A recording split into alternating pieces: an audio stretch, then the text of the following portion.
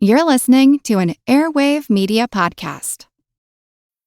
Welcome to Sephora. I'm looking for a perfume that's not too perfumey.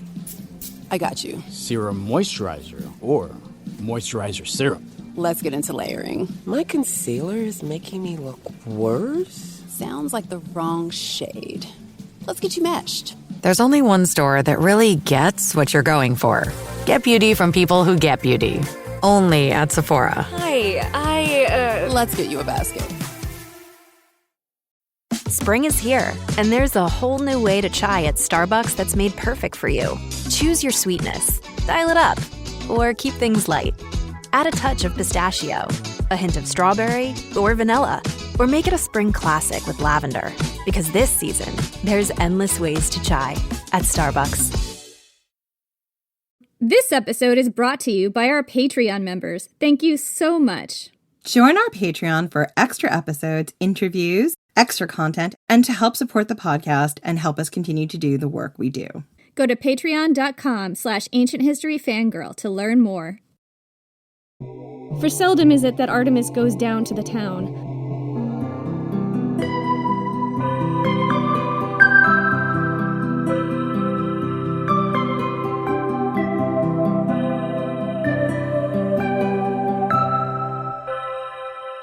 I'm Jen McMenemy. And I'm Jenny Williamson. And this is Ancient History Fangirl. And once again, this is not the episode I plan to write. Shocker. I know. I guess we'll get to Atalanta someday. I guess we'll go on hiatus eventually.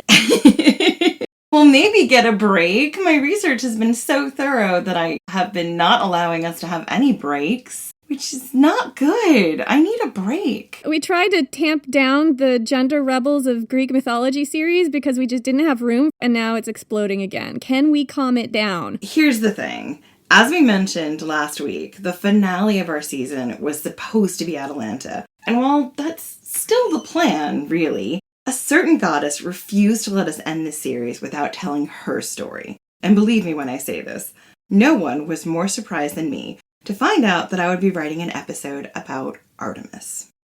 I am staying at my brother's house in the States, and I have two lovely dogs who just need to be near me all the time. So if you hear any whining or little snores, it's the dogs, and I promise we'll put some pictures of them up on the Instagram and social so you can see them. What's going on is Jen is recording this episode from under a pile of dogs. I am! Oh, it's amazing. It is kind of adorable, but they are kind of large dogs, so... They're definitely on the large side, and they also think that they're lap dogs, like my dog back home, and they are not. I'm recording in a pod closet, and it's great, but also dogs. And I thought we'd said all there was to say about Artemis in our earlier episodes. We talked about her a lot in this series. Her lovers, her exploits, her band of nymphs that she was definitely sleeping with. But as I dug deeper into the story of Atalanta and the history of women like Atalanta, I kept coming up with the same stumbling block, the Artemis of it all. Because you can't talk about Atalanta without understanding Artemis. Jenny, what do you think about when you think about Artemis? What comes to mind? Nymph harems.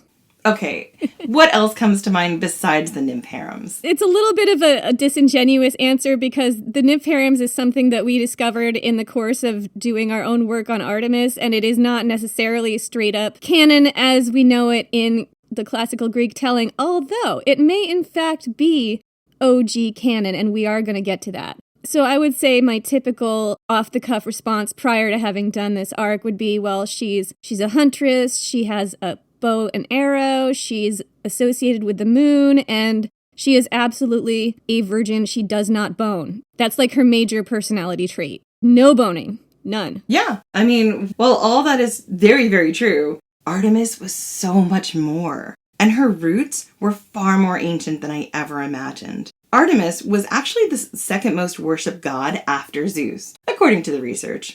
And hopefully by the end of this episode, you'll understand why that's the case. Her temples and shrines were actually everywhere, from Ephesus to the Parthenon to the wilds of the mountains of Arcadia and the Peloponnese. The worship of Artemis was widespread, and it was essential to daily life.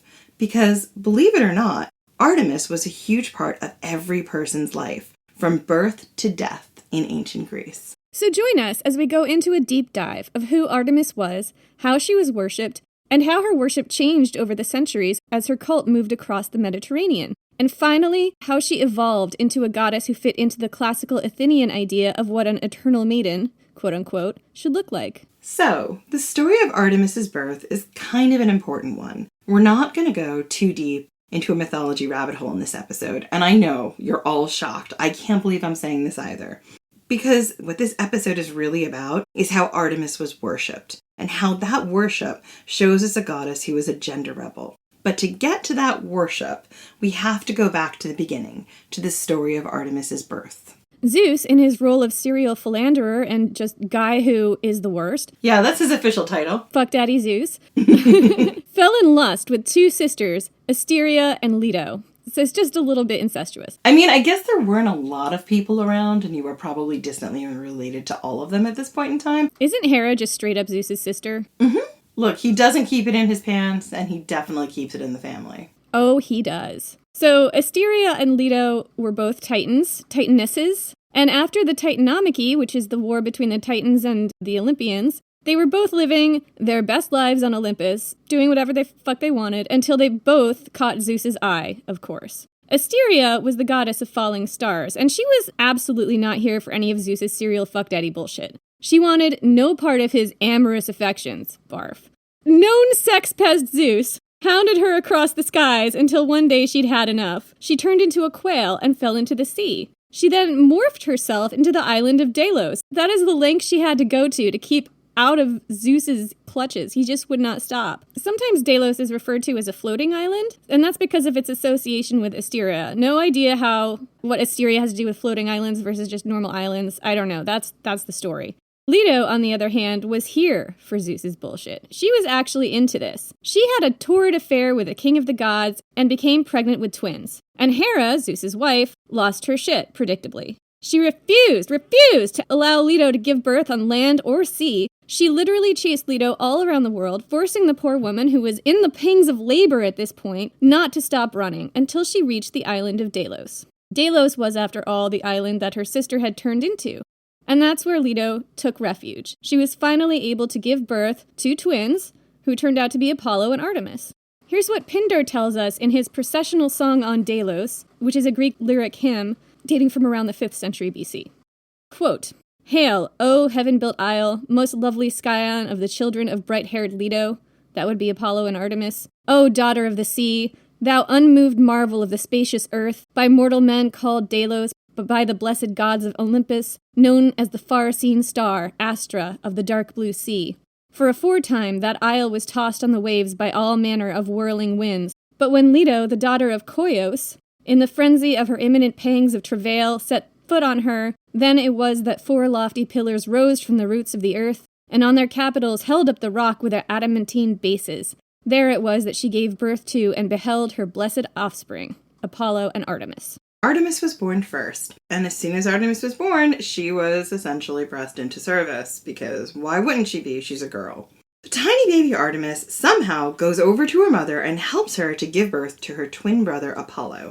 And here's what Callimachus, who was a Greek poet around the 3rd century BC, tells us in his hymn to Artemis. Quote, "Even in the hour when I was born, the fates ordained that I should be their helper of women in childbirth, for as much as my mother suffered no pain, either when she gave me birth or when she carried me in her womb, but without travail put me from her body." So Artemis starts her life off as a protector of women and a goddess of childbirth. This is just a really wild story. She's an infant, newborn infant, helping her mom through childbirth.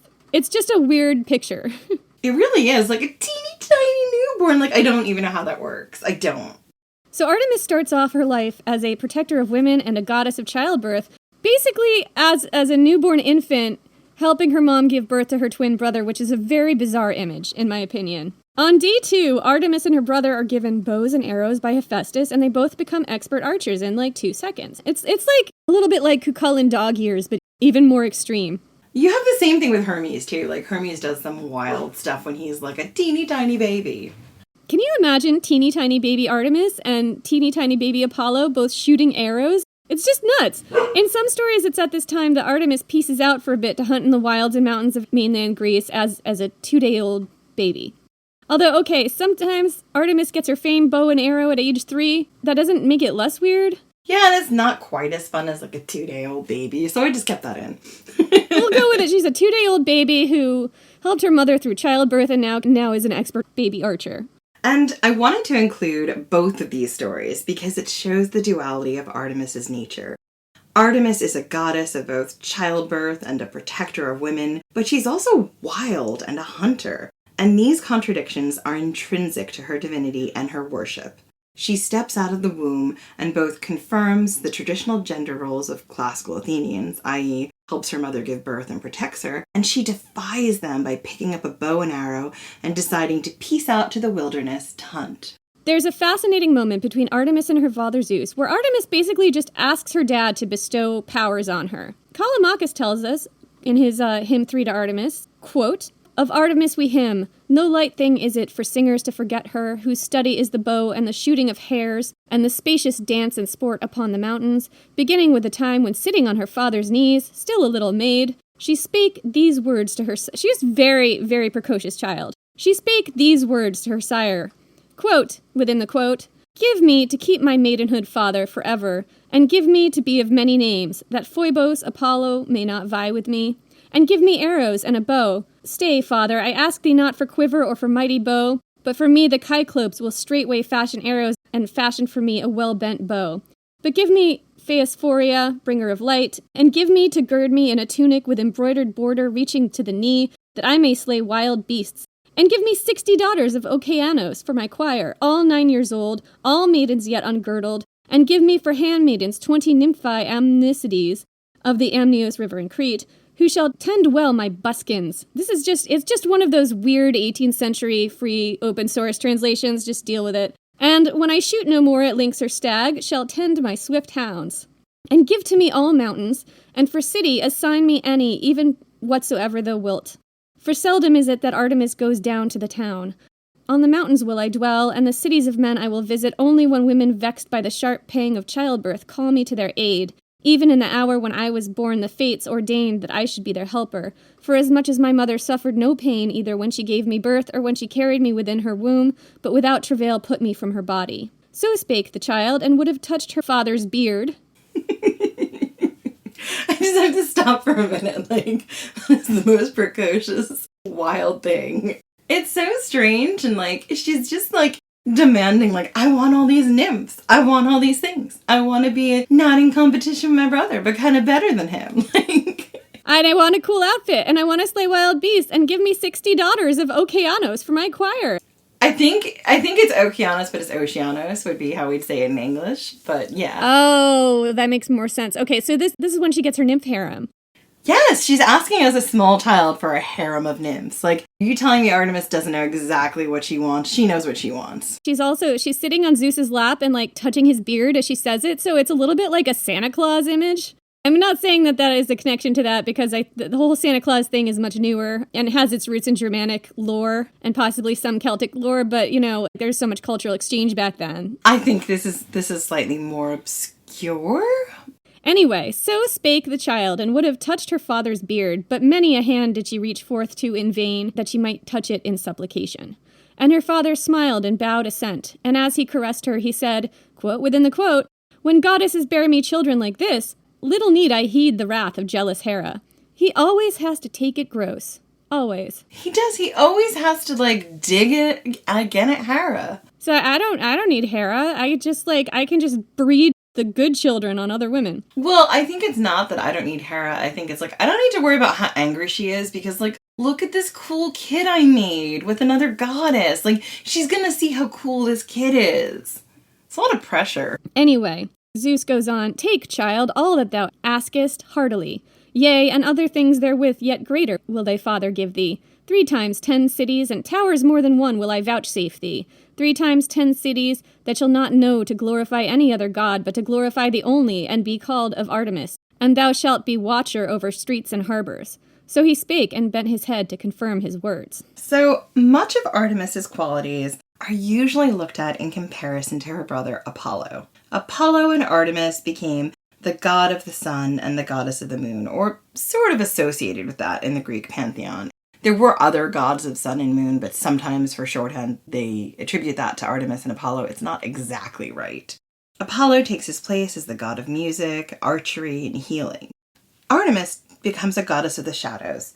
She's the goddess of the wild places, of the hunt, of animals, particularly bears, wolves, boars, and stags and deer. She's the goddess of women and children and the transition from childhood to adulthood. She's also the goddess of a good death. People prayed for Artemis's arrows to bring on a good and swift death. But looking at Artemis only in comparison to her brother leaves out a large part of her story and essentially falls into the classical Athenian trap. Because Artemis's roots go back further and often do not mention her brother at all. In her book, She Who Hunts, Artemis, the Goddess Who Changed the World, Carla Ionescu looks at Artemis's origins. Ionescu points out that Artemis's origins come from Egypt. Quote, as Artemis Agroterra, the huntress, the goddess is often described in association with the wilderness, with nature, but particularly with her bow and arrow. Homer often identifies her as the goddess who loves archery and the slaying of beasts. Unlike her Ephesian counterpart, who stands between two lions, the Greek Artemis is often painted and or sculpted wearing a quiver of arrows and attended by a stag or several dogs. The mountains, rivers, and groves are her sanctuary, and she can be both unforgiving and merciful. Her lack of a male companion and her violently guarded chastity make her the prime incarnation of traditions that trace her roots to pre-dynastic Egypt. Artemis Agroterra seems to have evolved from two Egyptian deities.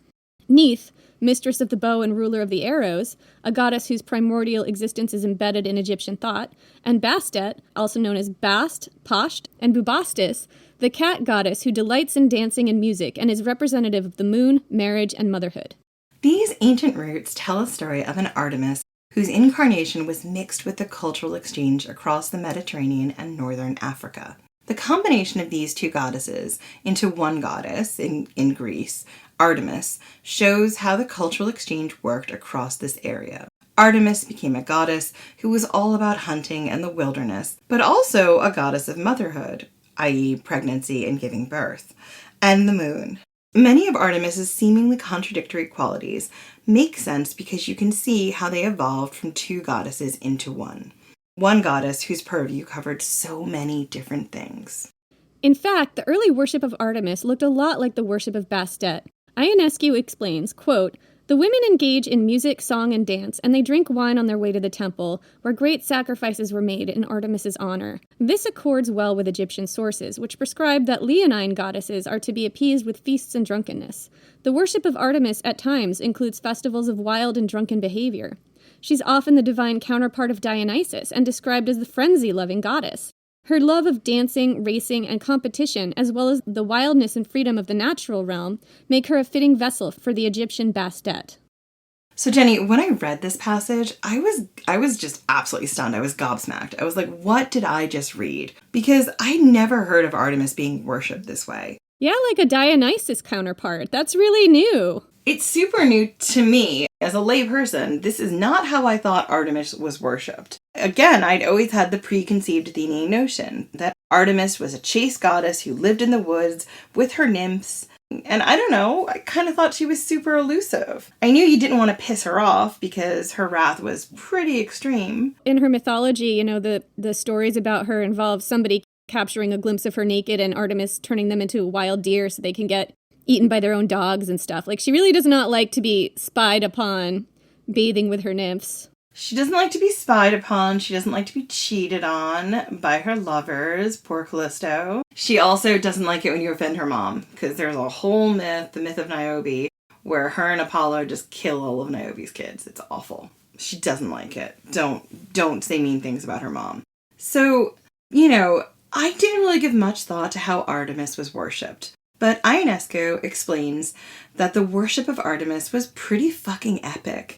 It was essentially a drunken frenzy, complete with racing and dancing, and it was all out in the woods. Could the original worship of Artemis have been a liberating affair for both men and women? Did the worship of Artemis free both genders to participate in a primal and orgiastic experience that dated back to ancient Egypt? Maybe.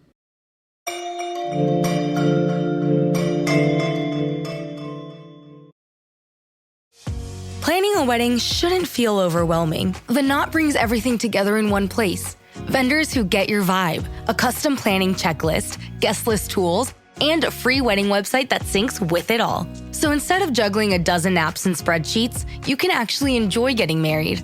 Get started at theknot.com/audio. The Knot. Let's plan your wedding together. So good, so good, so good. Spring styles are at Nordstrom Rack stores now, and they're up to 60% off. Stock up and save on Rag & Bone, Madewell, Vince, All Saints, and more of your favorites. How did I not know Rack has Adidas? Why do we rack? For the hottest deals. Just so many good brands. Join the Nordy Club to unlock exclusive discounts, shop new arrivals first, and more. Plus, buy online and pick up at your favorite Rack store for free. Great brands, great prices. That's why you rack. When you want your spring break to feel like... and your kids' pool day to feel like... and your hotel bed to feel like... ooh, and room service to feel like... because at Hilton, hospitality feels like... Your cabana's ready. Would you like fresh towels? It matters where you stay. Book now at Hilton.com. Hilton, for the stay.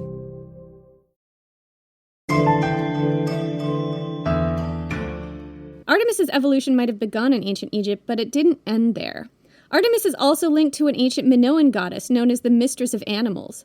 The Mistress of Animals resembles some aspects of Artemis, but she's a much older deity whose worship spread across the mountains and forests of Greece. As Ionescu explains, quote, both the divine nature and function of the Mistress of Animals shows that Artemis is of Minoan origin.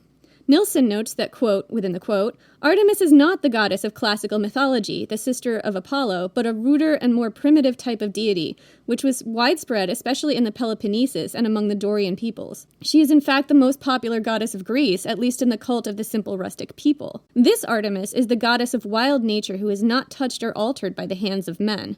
She roams the mountains and forests, and in the shadowy groves and wet meadows she hunts and dances together with her nymphs, who have faith in her as their fearless protector. In fact, dances are very common in her cult. These dances are of an orgiastic and at times indecent character, and the dancers are often depicted wearing masks. Such scenes do not fit in with the Greek tradition of Artemis as a virgin goddess. In tandem with this, the Minoan goddess is never shown inside a shrine. She manifests herself within a natural environment seated under a tree or on a rock. And I should stop here for a minute because I always shout out the books that were super useful and vital in writing an episode. And for this episode, it was She Who Hunts, Artemis, the Goddess Who Changed the World by Carla Ionescu. It is fantastic. We quote from it and reference it a lot. If you want to know more about Artemis, this is your primer. Anyway, so let's break this down. Artemis's Minoan roots, much like her Egyptian ones, show her to be a goddess who is all about those orgies. She's not necessarily a chaste virgin. Her worship isn't about chastity or virginity. Instead, it's a wild, primal frenzy about the dance between life and death, all out in the woods. As a goddess of the wild and the hunt, she is primal. She is a goddess who delights in the dance of life and death, the hunt, the mating. All aspects of the wild are sacred to Artemis. And her worship shows us this. Also, notice how this Artemis, this version, is framed as a goddess of wild nature who is not touched or altered by the hands of men, which makes sense because she's the goddess of wilderness, which is also not touched or altered by the hands of men. But her celebrations are described as orgiastic and indecent. Were these all-women orgies? Do we know that? It sounds like it to me. It kind of sounds like it to me, but I don't know. I mean, these are mystery cults, but I think with those, what is it, like 50 nymphs of one and 20 nymphs of another, what's that, like 70 nymphs? Like, was 60 nymphs plus 20 nymphs, so 80 nymphs? 80 nymphs, yeah. We're now just doing nymph math. And we do talk about that when we talk about Artemis's relationship with Callisto in the Queer Women episode, so there's an implication of that. Not saying it's actually what happened, but it's quite possible. And we've seen in other places where the classical Greeks sanded down and eliminated and erased any thought of sex for women that is not channeled toward home and hearth and family, and that absolutely includes queer sex between women. I agree, Lena. That is shitty. I really agree with Lena on this one. It's real crap. You want to translate from the wild for me? So, Jenny, how do you get from these primal and often hedonistic portrayals of Artemis's worship to the goddess we know of in classical Athens? Well, in order to understand that, we have to look at how the worship of Artemis changed. As the cult of Artemis swept across Greece, the way she was worshipped and the things she stood for changed. The wildness of the orgiastic dancing and nymph companions was sanded down. Yes, Artemis was still worshipped this way in the wilds of woods and fields, but the addition of her brother, the god of music, with his revelry, became associated with her worship. The twins were worshipped together, wild Artemis becoming the chaste leader of Apollo's dancing nymphs. The orgiastic worship of a wilderness goddess changed. Instead, Artemis became an eternally young maiden who was content to lead dances at her brother's side, a deity who was happy to exist in the shadow of the sun's light. But it wasn't always this way. Ionescu explains how another epithet for Artemis tells us a lot about her worship and her origins. Quote, Apocomene, the strangled goddess, is another surname of Artemis. Tradition claims that in the neighborhood of the town of Caphylae in Arcadia, in a place called Candilia, there was a sacred grove of Artemis Condyliatis. Some children had playfully tied a rope around the neck of her statue and claimed she was strangled. As a result, the children were stoned to death by the villagers. Good Lord. Sometime later, the women of Caphylae were struck with a disease, and all of their children were stillborn. The villagers saw this as a sign of the wrath of Artemis for stoning the children, and the oracle ordered that the children be buried properly and that annual sacrifices be made to them since they were wrongly killed. From then on, Artemis was called Amphikomene, or strangled. This legend embodies the role of the goddess in children's lives. In her position as chorotrophos, meaning bringing up boys or rearing boys, she protects their upbringing and leads them to adulthood, receiving dedications of children's toys and garments. Let's break this down. Artemis is a goddess of transitions.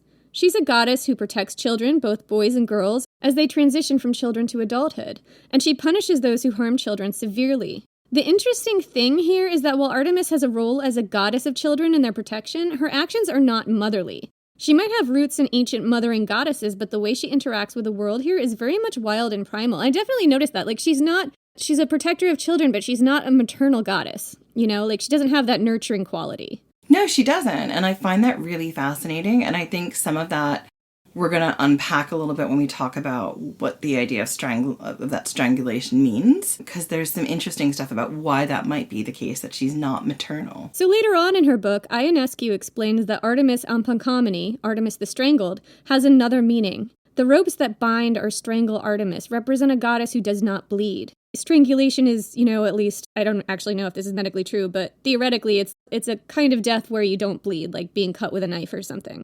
I think according to the ancient Greeks, this was how they saw strangulation, right? They didn't really know if that is true or about internal bleeding or anything else. They just knew, looking at someone who has killed themselves, it's not the same as someone who has been stabbed. The ropes that bind or strangle Artemis represent a goddess who does not bleed. She's a prepubescent girl, or quote-unquote maiden, a girl who has not yet gone through puberty. However, there are depictions of Artemis without the ropes, and that is meant to express the transition of a girl going through puberty, a girl who now bleeds, who is able to take her place as a woman.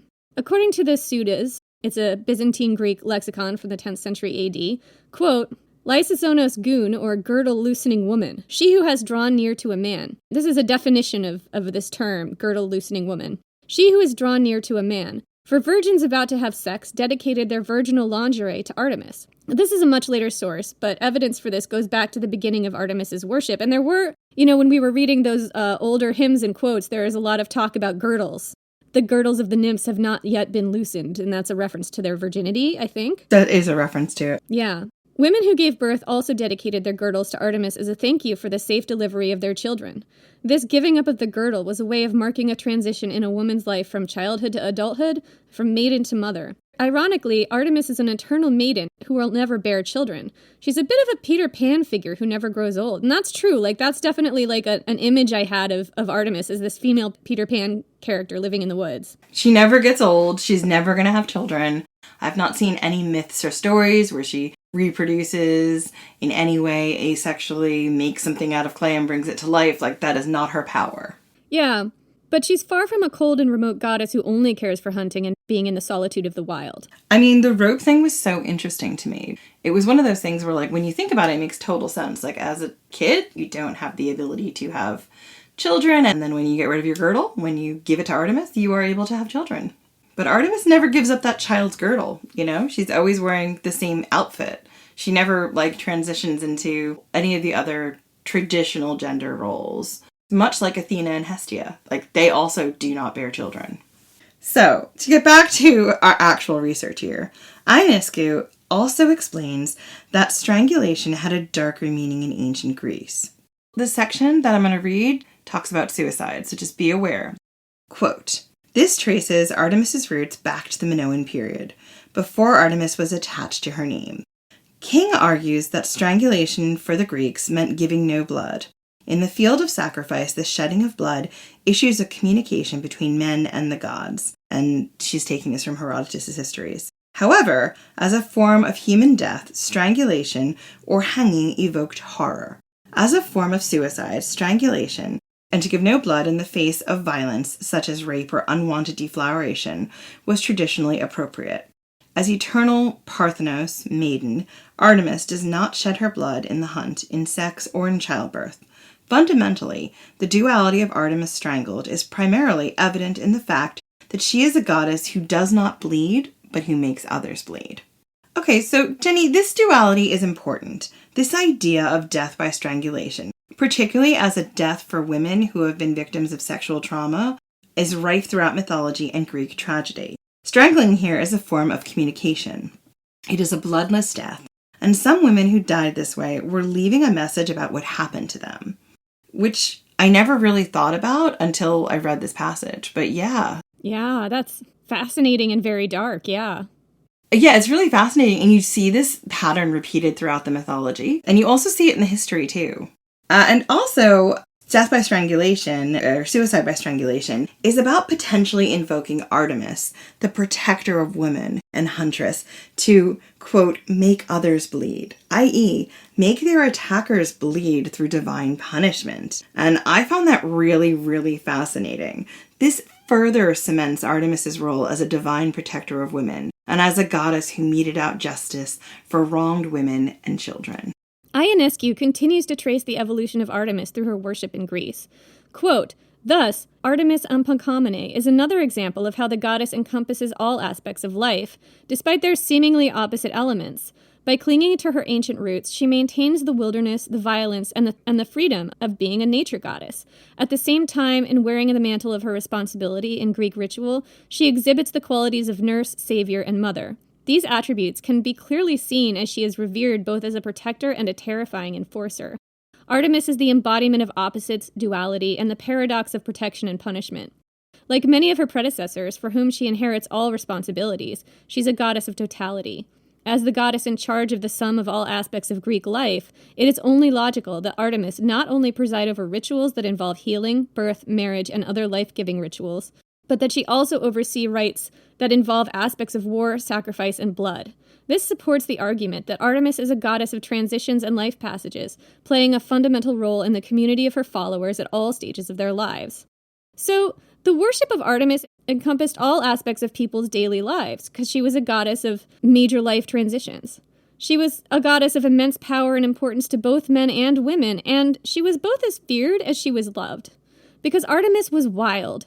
She retained her wild roots, and the worship of her reflected this.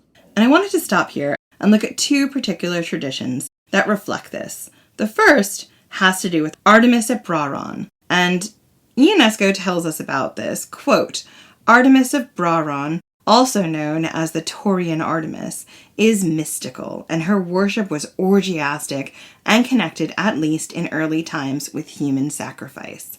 According to Greek legend, there was in Taurus a goddess whom the Greeks identified with their own Artemis, to whom all strangers that were thrown off the coast of Taurus were sacrificed." And her example here is from Euripides' Iphigenia in Taurus. It is the worship at Brauron that exposes the significance of Artemis in Greek life. The rituals at Brauron are said to be initiation rituals for young girls that were thought of as arctoi, or she-bears. And Ionescu continues to tell us about these rituals and the significance of bears. Bears were sacred to Artemis, but they were also heavily coded as a symbol of motherhood. This connection goes back to Neolithic times, with the image of the mother bear taking care of her cubs being seen as an ancient symbol of motherhood. Bears were perhaps the oldest sacred animal of all. They were hunted for food, and their remains were given ritual significance, at least in ancient Greece. Bears were also heavily coded as feminine and mothers. When girls went through puberty and were particularly hormonal and quote-unquote wild, they were said to be in the grip or maybe the possession of Artemis herself. Artemis, the wild and untamed goddess. She was independent and free. Artemis, who never gave up her maiden's girdle, who never transitioned from being a girl who was free and able to run amongst the woods and the mountains to being a woman who was tied to home and hearth and family. It's super interesting that this connection to bears that Artemis has and that Atalanta has goes all the way back to the Neolithic. That's really fascinating. See, this is why we needed this episode. I was like, I have to explain the importance of these bears. Girls would give up their saffron robes at the age of 10 as an initiation rite into the cult of Artemis at Brauronia. And this idea of giving up something childish on initiation to the cult of Artemis continued into Athens. In Athens, girls would give up their childish toys as a sacrifice to Artemis before they were married. They offered up these sacrifices to denote leaving behind the wildness of their childhood and taking on the civilization, quote-unquote, of adulthood, motherhood, and embracing the patriarchy. Ugh, God. Once they were married, their marriage would fall under the protection of Hera, but in order to gain that protection and presumably a happy marriage, girls had to give up their childish things and dedicate them to the goddess Artemis, the goddess of young girls. They also had to give up their freedom. However, I would suggest that giving up the saffron robes at Brauronia is different from the offerings in Athens, because in Brauronia, the robes were given up as part of the initiation process, as a transition from childhood to adulthood, but not as a sign of leaving behind childish things or the freedoms of childhood. It's more of a sign of thanks for a transition from one stage in life to another. So they're not necessarily marking a delineation from being a wild girl to being controlled by husband, hearth, and family. They're marking a transition from childhood to adulthood without the sense of a loss of freedom. That's how I read it as compared to the Classical Athenian version. I could be wrong, but it did feel like, they accept that these hormonal teenage girls are like she-bears in the grips of Artemis's wildness, and they kind of don't seem to be saying you can't do that. They're kind of accepting that this is a natural thing for them and that this is part of their development into women. So I found that really fascinating, and I think that is probably slightly different from the Athenian worship. But Jenny, it wasn't just girls who worshipped Artemis as a goddess of the transition between adulthood and childhood. Ionescu tells us how Artemis was worshipped by boys and men in Sparta. Quote, "The Brauronian Artemis was also worshipped in Sparta as Artemis Orthia, goddess of the steep, or she who stands erect. The latter, sometimes understood as a phallic symbol, may correlate with the fact that only boys participated in this ritual. Her image is said to have been brought over or stolen from Brauron and consequently drove men mad. Tradition states that some quarrel or competition among the earliest tribes of Sparta led to violence and death around the altar of Artemis.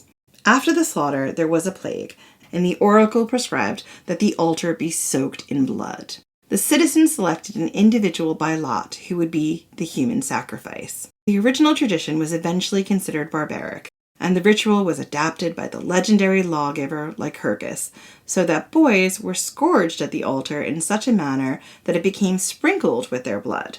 This cruel ceremony was believed to have been introduced in the place of human sacrifices, and according to Redfield, it was not boys who were scourged, but warriors, and instead of one of them dying, they could all bleed together." So this bloody and fascinating description tells us a lot about Artemis and her worship. Artemis was a goddess of dualities and contradictions. She was an eternal maiden whose worship included masked orgies. Her roots were very ancient, going all the way back to the Neolithic maybe, at least the Bear Association, and going back to ancient Egypt and the ancient Minoans, but her worship would continue to evolve throughout the classical era, taking her legacy from a free, wild, carefree, independent woman into a sort of perpetual teenage girl who has an incredible amount of power but is also super hormonal and prone to fits of rage.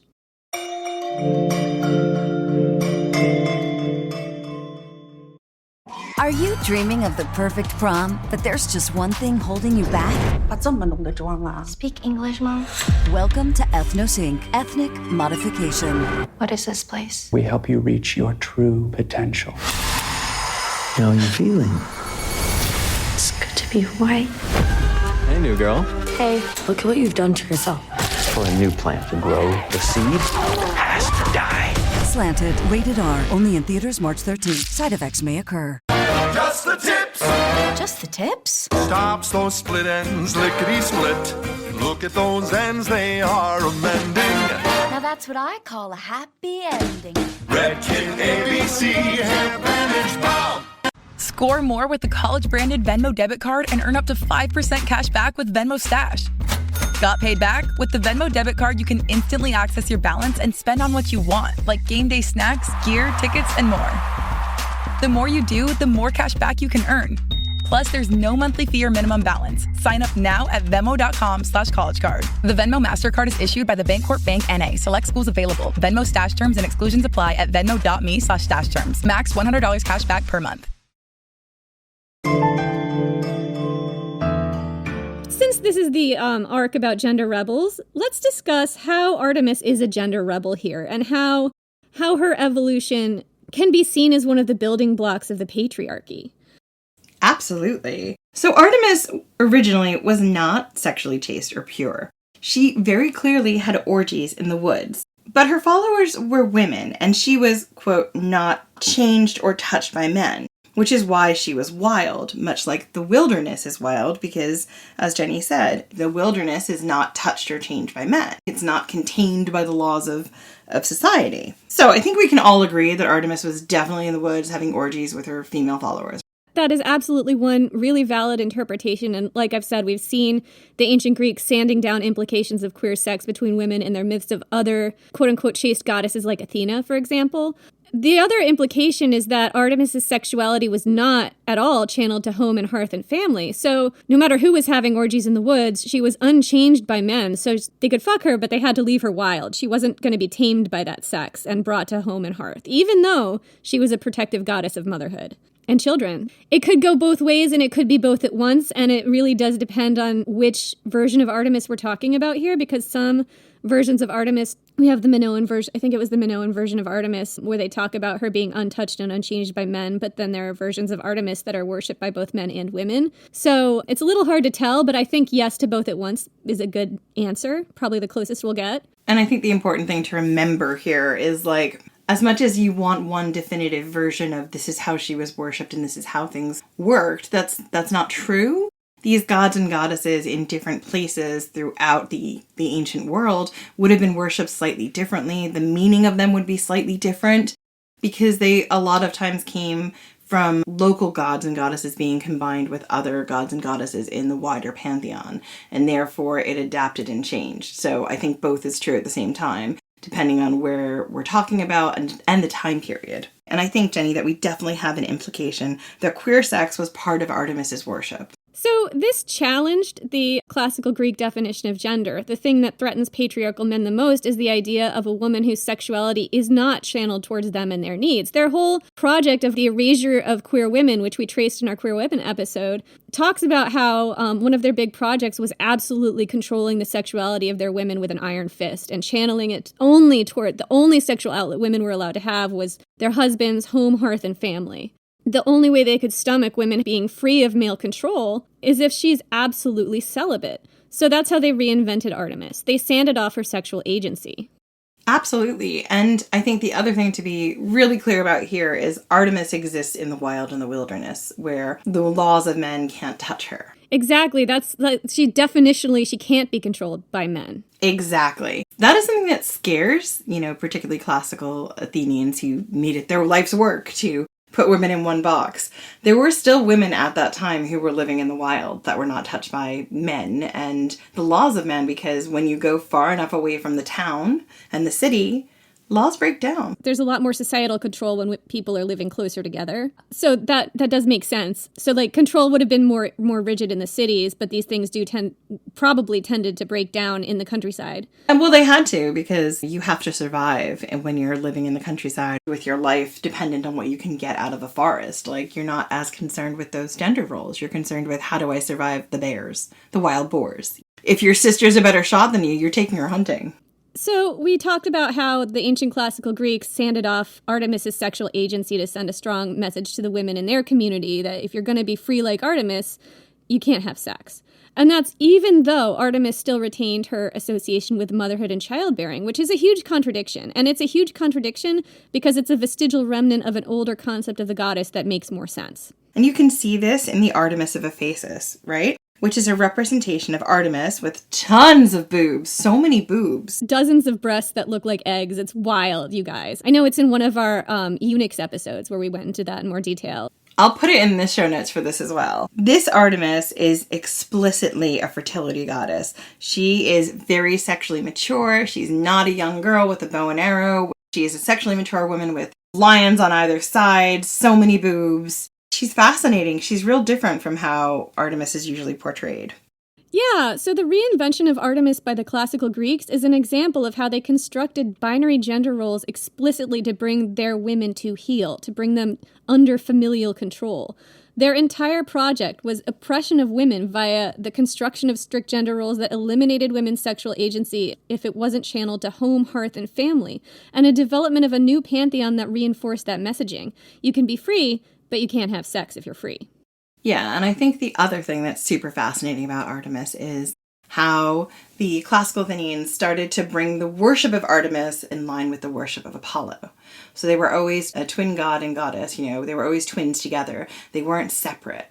Everything about their worship started becoming closer and closer aligned. So that all of the wildness of Artemis was tampered down, and Apollo kind of got to shine brighter, and Artemis, she's kind of like a weird shadowy figure.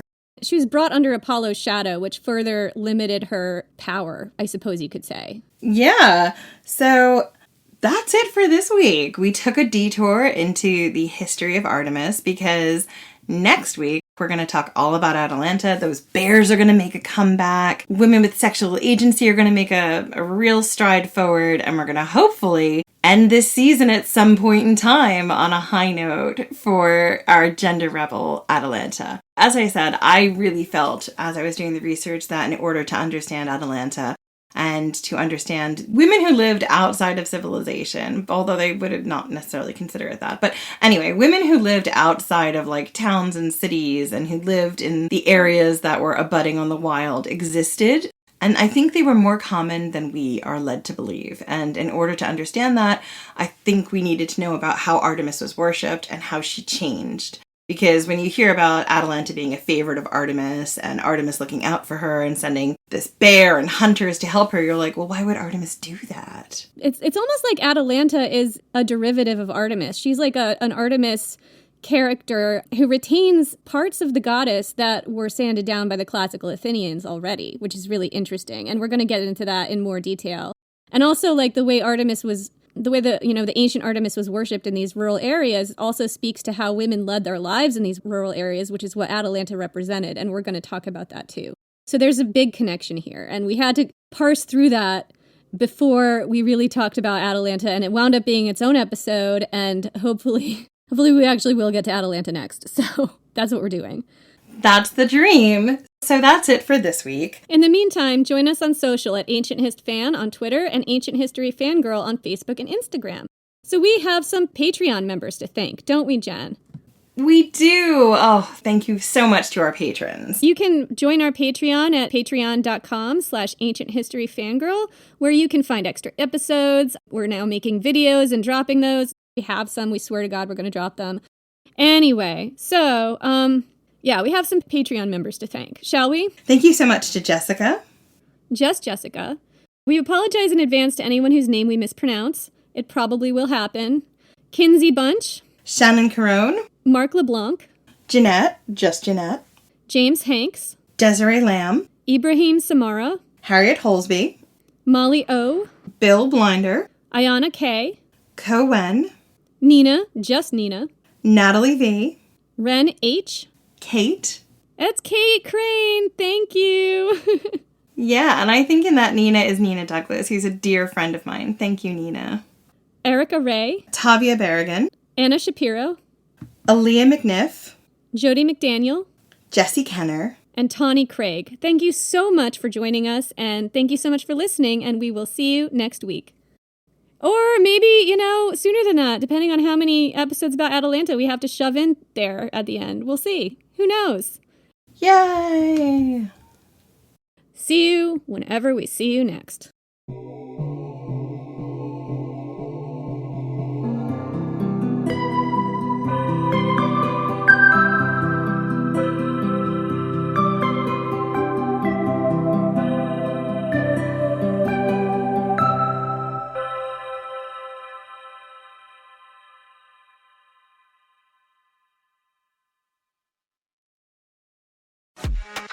Monster Energy.